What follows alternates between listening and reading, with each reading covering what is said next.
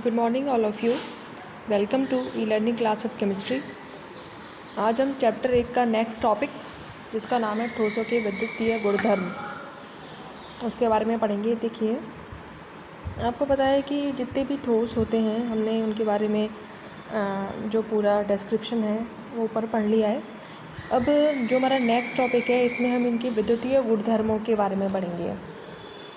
आपने इनिशियली पढ़ा होगा पहले कि चालक, अर्धचालक, कुचालक, ठीक है, इनके बारे में जनरल हम जानते हैं। अब हम डिटेल में जानेंगे इनके बारे में। देखिए, सबसे पहले हम पढ़ते हैं कि चालक क्या होता है। देखो, जितने भी ठोस होते हैं उनको हम टोटल 3 पार्ट्स में डिवाइड कर सकते हैं according to electrical properties. Okay, पहला है चालक, जिन्हें हम कंडक्टर बोलते हैं। देखिए, चालक क्या होते हैं? चालक का मतलब होता है कि ऐसे ठोस जो कि विद्युत का चालन जो है वो आसानी से कर लेते हैं, ठीक है। और अर्धचालक का मतलब क्या होता है? उससे पहले हम देखेंगे कि कुचालक क्या होता है। कुचालक होता है कि ऐसे ठोस जिनमें विद्युत का चालन जो है वो आसानी से नहीं होता, या फिर जो विद्युत का चालन जो है बिल्कुल नहीं करते, उनको हम विद्युत रोधी भी बोल सकते हैं।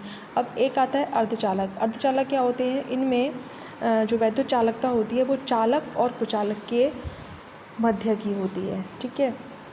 तो देखिए, इसमें क्या है कि हम इसका डिवाइडेशन जो है वो इनकी चालकता के मेज़रमेंट से करते हैं। ओके, स्पेसिफिक वैल्यूज़ होती हैं कि चालक की यहाँ से लेके यहाँ तक होंगी अर्धचालक और कुचालक के लिए। देखिए, पहले हम देखते हैं चालक।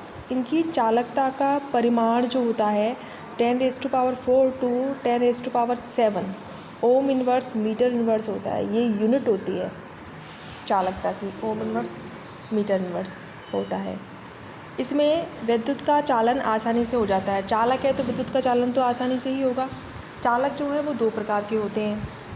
पहला है धात्विक चालक,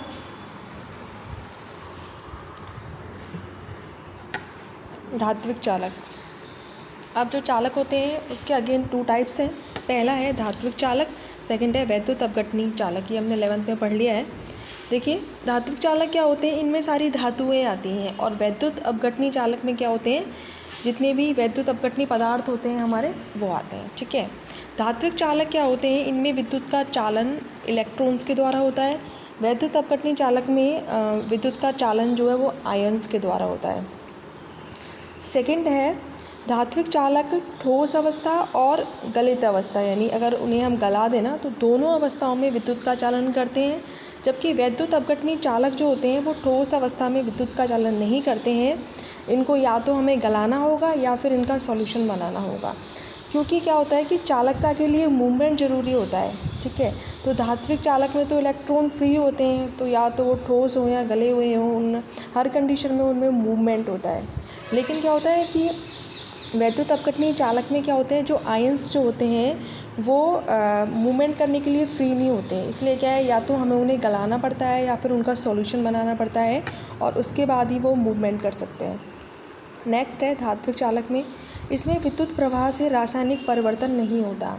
मतलब जितनी भी धातुएं होती हैं वो नेचुरली क्या है आपका विद्युत का चालन करते हैं। उसके लिए आपको कोई भी केमिकल चेंज करने की रिक्वायरमेंट नहीं होती है, ठीक है। लेकिन वैद्युत अपघटनी चालक में क्या होता है, इनमें अगर हम विद्युत का प्रवाह कर रहे हैं ना तो उसके साथ साथ केमिकल चेंज भी होता है, ठीक है। ये हमारा 3rd चैप्टर है इलेक्ट्रोकेमिस्ट्री, उसमें हम डिटेल में समझेंगे। नेक्स्ट है धात्विक चालक में, इनकी चालकता की कोटि जो है 10⁻7 ओम इनवर्स मीटर इनवर्स होती है। और वैद्युत अपघटनी चालक में इनकी चालकता जो है वो धातुओं से कम होती है, ठीक है। तो अगर कोई क्वेश्चन रेज हो कि धात्विक चालक और वैद्युत अपघटनी चालक में से किसकी चालकता अधिक होती है, तो हमारा आंसर होगा धात्विक चालक। ओके, और कितनी होती है इनकी जो चालकता होती है 10⁻7 ओम इनवर्स मीटर इनवर्स होती है।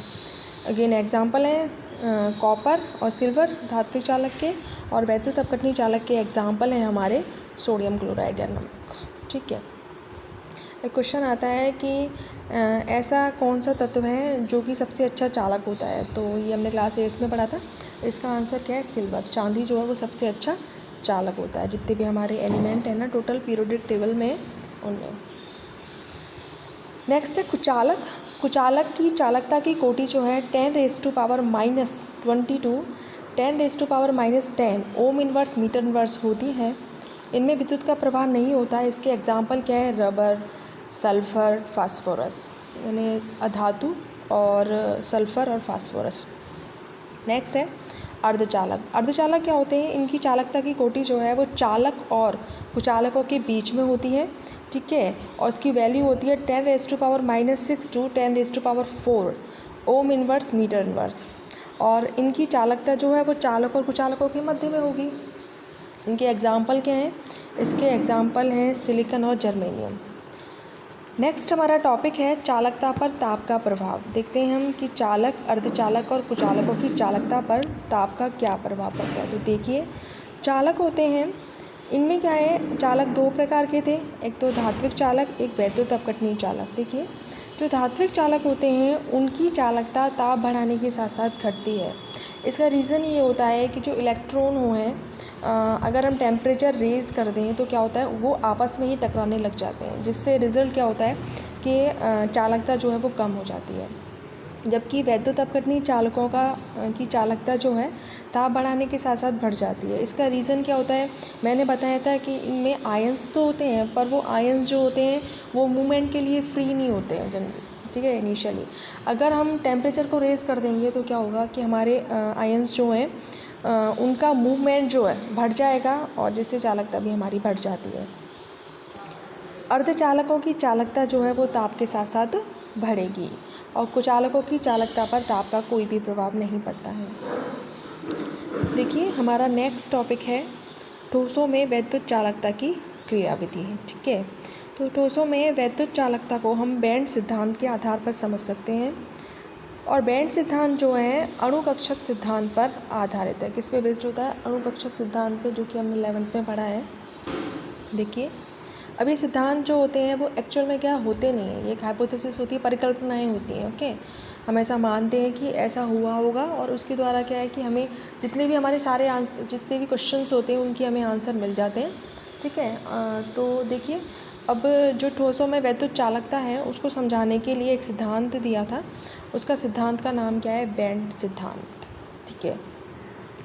और बैंड सिद्धांत जो है वो अणुकक्षक सिद्धांत पर आधारित है। देखिए, इसका पहला पॉइंट क्या है? ठोसों में उपस्थित परमाणुीय कक्षक हमने 11th में पढ़ लिया है, आपस में मिलकर अणुकक्षक बनाते हैं। पहले क्या होता है? इनिशियली जो हमारे एटॉमिक ऑर्बिटल्स जो होते हैं वो मिक्स होते हैं और हमारे मॉलिक्यूलर ऑर्बिटल्स बनाते हैं, ओके। फिर क्या होता है? जितने भी हमारे मॉलिक्यूलर ऑर्बिटल्स होते हैं, यानी अणुकक्षक होते हैं, उनकी ऊर्जा जो होती है बहुत पास पास होती है, और जब उनकी ऊर्जा बहुत पास पास होती है तो वो आपस में इतने करीब आ जाते हैं कि आपको एक एज अ बैंड दिखाई देंगे। मतलब आप ये जो है आइडेंटिफाई नहीं कर सकते कि कौन सा कहाँ ख़त्म हुआ है और दूसरा वाला कहाँ स्टार्ट हुआ है, ठीक है। तो क्या वो एकदम लगातार होते हैं, और लगातार होने के कारण वो आपको बैंड की तरह दिखाई देते हैं या एक बैंड बनाते हैं, ठीक है। थर्ड है हमारा नेक्स्ट पॉइंट है बाह्यतम भरा हुआ, ठीक है, यानी जिसमें इलेक्ट्रॉन उपस्थित हो। ऊर्जा बैंड का नाम क्या होता है? संयोजकता बैंड, ठीक है। बाह्यतम भरा हुआ ऊर्जा बैंड संयोजकता बैंड कहलाता है, ओके। संयोजकता बैंड से अगला रिक्त बैंड चालकता बैंड कहलाता है। तो अगर भरा हुआ बैंड जो होता है उसको तो हम बोलते हैं संयोजकता बैंड, ठीक है। और संयोजकता बैंड से जो नेक्स्ट बैंड होता है जो कि रिक्त होता है उसको हम बोलते हैं चालकता बैंड। तो देखिए, इसके अनुसार इलेक्ट्रॉन के चालकता बैंड में जाने से, यानी जब इलेक्ट्रॉन जो है वो संयोजकता बैंड से अगर चालकता बैंड में जा पा रहा है तो विद्युत का चालन होगा, और नहीं जा पा रहा है तो विद्युत का चालन नहीं होगा। तो देखिए, संयोजकता बैंड और जो चालकता बैंड होता है उसके मध्य में अगर कोई ऊर्जा अंतर होता है ना, तो उसको हम बोलते हैं वर्जित क्षेत्र या ऊर्जा अंतराल। देखिए, अब चालक जो है, चालकों में क्या होता है? चालक यानी धातुओं में संयोजकता बैंड और चालकता बैंड अतिव्यापित होते हैं, अतः इलेक्ट्रॉन आसानी से चालकता बैंड में चले जाते हैं, अतः धातुएं विद्युत की अच्छी चालक होती हैं। देखिए, ये आपको अतिव्यापन दिखाई दे रहा है, ये संयोजकता बैंड है, इसके ऊपर चालकता बैंड है। आप देख रहे हैं कि एक रीज़न ऐसा है जिसमें क्या ओवरलैपिंग हो रही है, ठीक है, यानी चालकता बैंड और संयोजकता बैंड जो है वो आपस में अतिव्यापित हैं, और जब अतिव्यापित हैं तो क्या है, ऑब्वियस है कि वो चालकता बैंड में ही गए हैं और आसानी से जा सकते हैं, और कोई भी ऊर्जा अंतराल नहीं है, इसलिए क्या होता है कि चालक जो होते हैं, धातु है, वो विद्युत की अच्छी चालक होते हैं। नेक्स्ट है कुचालक। कुचालकों को विद्युत रोधी भी कहते हैं। कुचालकों में संयोजकता बैंड एवं चालकता बैंड के मध्य ऊर्जा अंतराल बहुत अधिक होने के कारण इलेक्ट्रॉन चालकता बैंड में नहीं जा पाते, अतः विद्युत का प्रवाह नहीं होता। आप देख रहे हो इसमें, ये आपका संयोजकता बैंड है नीचे, ऊपर है आपका चालकता बैंड। इनके मध्य में जो ऊर्जा अंतराल वो इतना ज़्यादा होता है कि आपका रूम टेम्परेचर पे या आप थोड़ा बहुत टेम्परेचर इंक्रीज़ भी कर दें तो इलेक्ट्रॉन जो है वो चालकता बैंड में नहीं जा पाते, इसके कारण इनमें विद्युत का चलन नहीं होता और ये कुचालक होते हैं। नेक्स्ट है अर्धचालक। अर्धचालक में देखिए, इनमें संयोजकता एवं चालक बैंडों के मध्य ऊर्जा अंतराल कम होता है। किससे कम होता है? कुचालक से।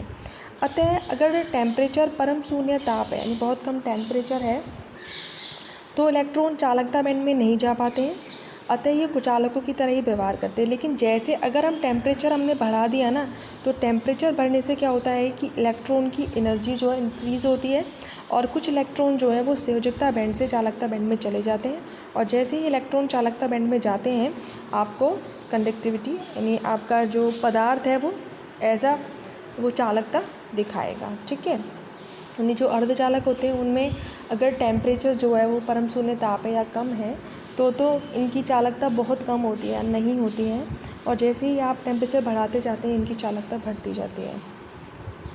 इसके एग्जाम्पल हैं सिलिकॉन और जर्मेनियम। ठीक है, अब हम अर्धचालक जो हैं ये बहुत यूज़फुल होते हैं। ठीक है, इसलिए हम इन्हें डिटेल में पढ़ेंगे। देखिए, अर्धचालक दो प्रकार के होते हैं, एक तो नैज अर्धचालक या शुद्ध अर्धचालक, नेक्स्ट है डोपिंग अर्धचालक या अशुद्ध अर्धचालक। देखिए, नैज अर्धचालक, इसके एग्जाम्पल हैं silicon, germanium. Okay, silicon, germanium हमने इनकी स्ट्रक्चर, इनका संकरण 11th में पढ़ लिया है। sp3 हाइब्रिडाइज्ड संकरित अवस्था में होते हैं प्रत्येक परमाणु।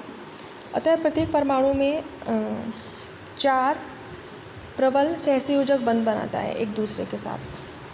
अतः सामान्य ताप पर इनकी चालकता बहुत कम होती है, लेकिन आप जैसे ही ताप बढ़ाओगे ना, आपका संयोजकता बैंड जो है, संयोजकता बॉन्ड वो टूट जाता है, इलेक्ट्रॉन मुक्त हो जाते हैं, और जैसे ही हम अगर इसमें विद्युत क्षेत्र लगाते हैं तो ये इलेक्ट्रॉन जो है गति करते हैं, और इलेक्ट्रॉन की गति करने के साथ साथ क्या होता है, ये चालकता दिखाते हैं। ठीक है, तो नैज अर्धचालक में क्या होता है कि इनमें यदि हम टेम्परेचर बढ़ा देते हैं तो सहसंयोजक बॉन्ड जो है वो टूट जाता है, इलेक्ट्रॉन मुक्त होता है, गति करता है विद्युत क्षेत्र लगाने पर, और जहाँ से इलेक्ट्रॉन निकलता है वहाँ इलेक्ट्रॉन होल बन जाता है। तो ये इलेक्ट्रॉन और इलेक्ट्रॉन होल के मूवमेंट के कारण क्या होता है, ये विद्युत की चालकता प्रदान करते हैं। नेक्स्ट है अशुद्ध या डोपिंग अर्धचालक।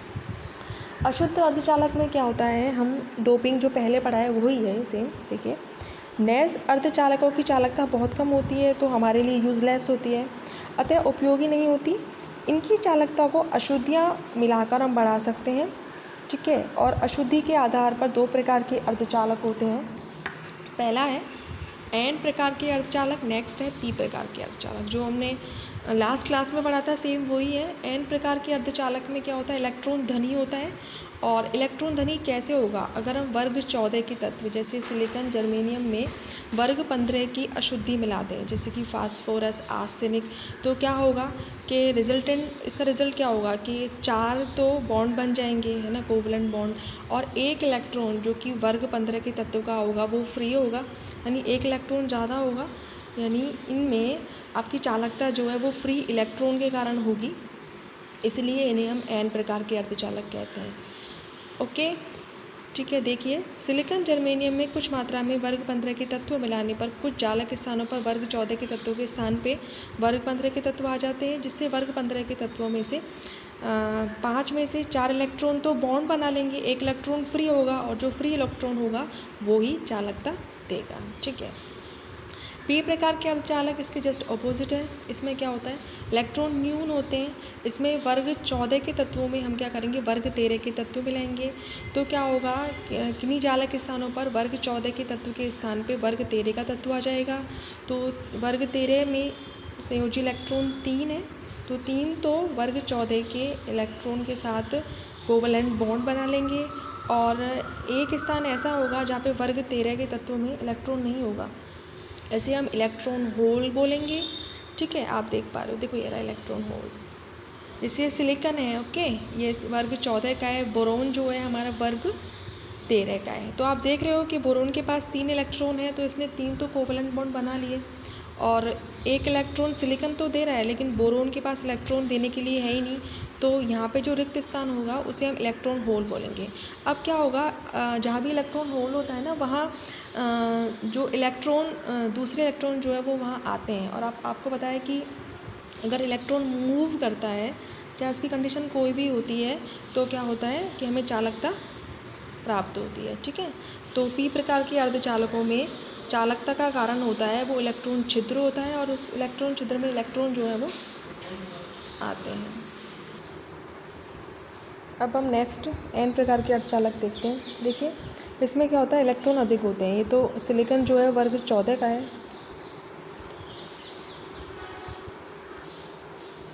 इसमें हम मिला देते हैं आर्सेनिक। ठीक है, सिलिकॉन में इलेक्ट्रॉन 4 है, आर्सेनिक में 5 है। तो हम देख पा रहे हैं कि एक इलेक्ट्रॉन जो है वो एक्स्ट्रा है। ठीक है, ये इलेक्ट्रॉन, ये अतिरिक्त इलेक्ट्रॉन जो है इसका मूवमेंट होगा और इससे चालकता प्राप्त होगी। देखिए इस प्रकार हमने एन प्रकार के और पी प्रकार के अर्धचालक पढ़ लिए हैं। अब हमारा नेक्स्ट एंड लास्ट टॉपिक है अर्धचालकों के उपयोग। ठीक है, ये मैं याद करने हैं उपयोग, देख लेते हैं जनरल। पहला है जो परिशोधक होते हैं या रेक्टिफायर होते हैं, उनमें एन प्रकार के और पी प्रकार के अर्धचालकों के संयोजन से हम डायोड बनाते हैं, और डायोड जो होते हैं इनका उपयोग रेक्टिफायर के रूप में किया जाता है। ठीक है, नेक्स्ट है ट्रांजिस्टर।